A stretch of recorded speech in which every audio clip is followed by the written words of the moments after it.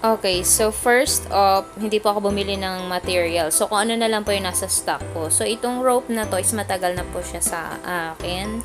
Siguro mga 3 years na. Dala po kasi siya ng asawa ko galing sa barko. So, try ko kung pwede siyang gawin. Kasi ang macrame talaga, ang ginagamit talaga is yung cotton twine. Alam niyo ba yung nasa map? Parang ganun siya. So, try natin to kung pwede. And we also need scissors and rod yung pagsasabitan natin ng macrame.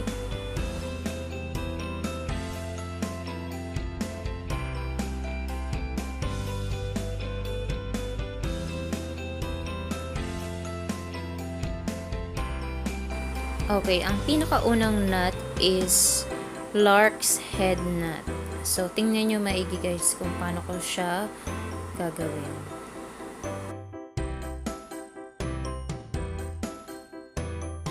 And yun guys, paulit-ulit ko lang siyang ginawa hanggang sa maka 20 pieces ako na or 20 na knots ako, lark heads knot. So bakit 20? Kasi manipis lang yung ginamit natin.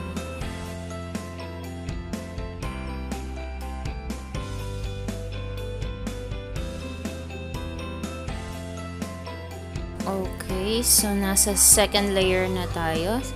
Square knot. So, kumuha lang kayo guys ng dalawang set. Yan, ganyan. And then, yung pinaka left or first rope, and then yung pinaka last na fourth rope. Medyo hiwalay nyo. And then, ipatong nyo yung right rope dun sa pinakagitnang dalawa. And then, yung first rope, i-overlap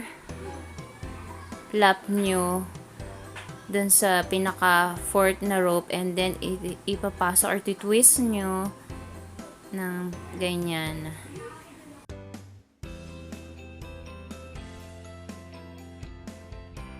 Okay, so just continue guys until the last set.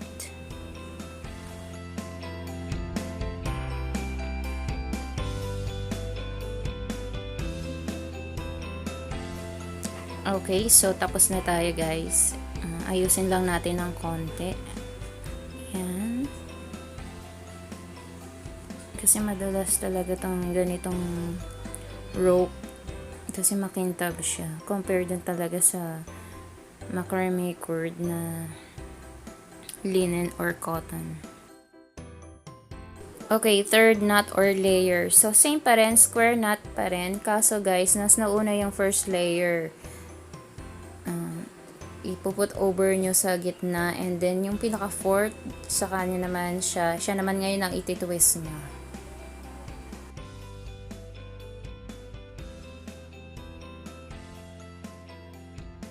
Okay guys, so before we proceed to the fourth layer hanggang sa pababa, ipapakita ko nga pala sa inyo guys na yung fourth and then the rest, combination nyo ng second and third na layer. So, ganyan. Yung first rope, i-put over nyo sa gitna, and then the last rope is yung put under the middle. Yan. And then, ilalak nyo siya ng ganyan.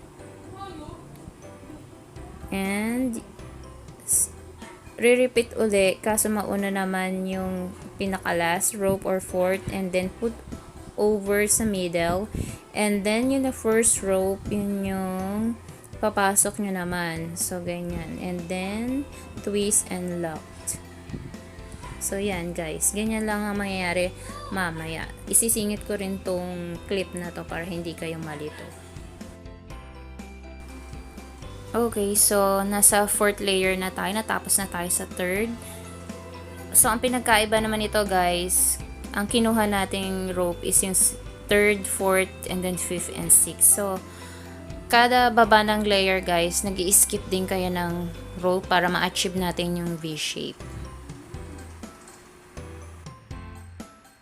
Okay, so ayan na guys, in-overlay ko na yung clip para hindi siya nakakalito. So, hanggang fourth ulit, hanggang fourth, and then the rest hanggang pababa. Ganyan lang ang uulitin nating knots.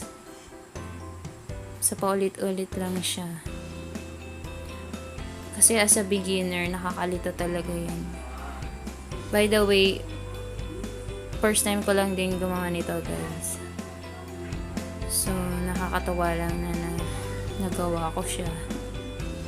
So, ayan. Shinare ko naman sa inyo. Okay. So, just continue, guys. And be patient lang. Talaga kailangan matyaga lang sa paggaganito. Ang pinaka key point lang talaga dito is matyaga ka. Nakakapagod siya, pero pag natapos nyo naman, it's worth it. Diba? Alright.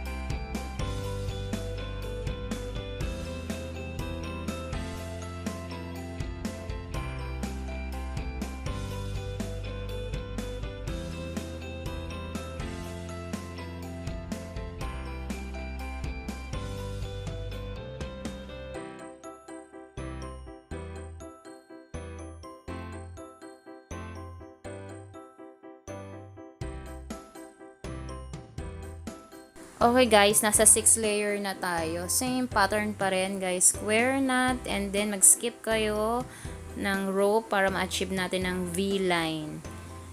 So alam niyo naman guys, 'di ba, kung ano yung paano gawin yung square knot. Ipa-pass forward ko na to until it finish.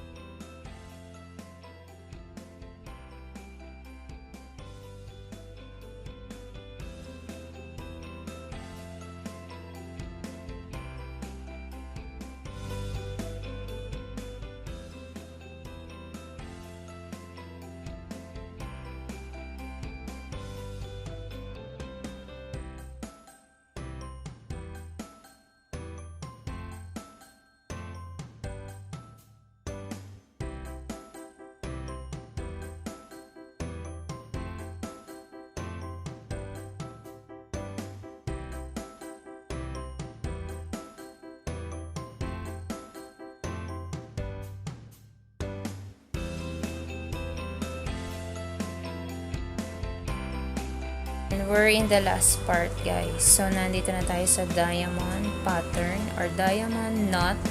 So gagawin nyo, kuha lang kayo ng first and second knot. So yung first is to put over on the second rope, and then yung pinaka second na rope, ipapasok nyo naman siya paloob. Yan, ganyan. And then, i-twist nyo. And then, sa kanya naman siya ibubukod. So, uulit-uli yan. And then, yun namang pang first na rope ay papatong nyo sa pangalawang rope. And then, siya naman iikot nyo pabaliktad naman. Pakana naman. So, paulit-ulit lang yung ganyan pattern.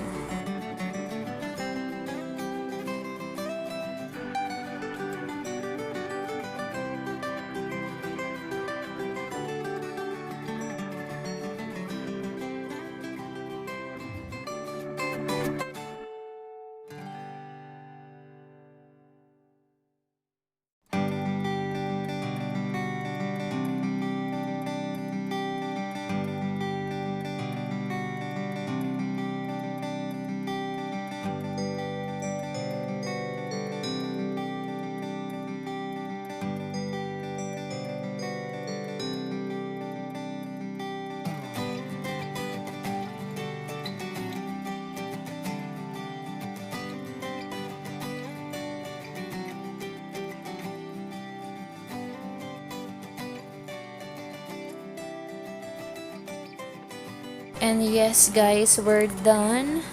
Pero parang nakukulangan naman ako sa itsura niya. Nasisimplehan ako. So lalagyan ko siya guys nitong ornament na to, itong mga flower design. So, hindi ko to binili guys, ha, nakita ko lang to dun sa mga stocks ko rin. At ilalagay ko siya dun sa pinaka V-shape na pinaka dulo ng V na yan. So, yan.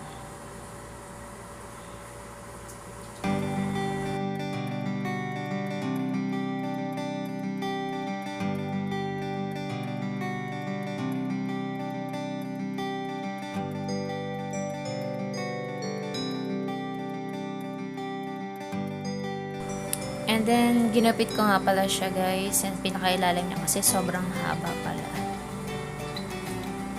Okay, so yan na po guys ang ating finished product. DIY Macramé Wall Hanging Decoration.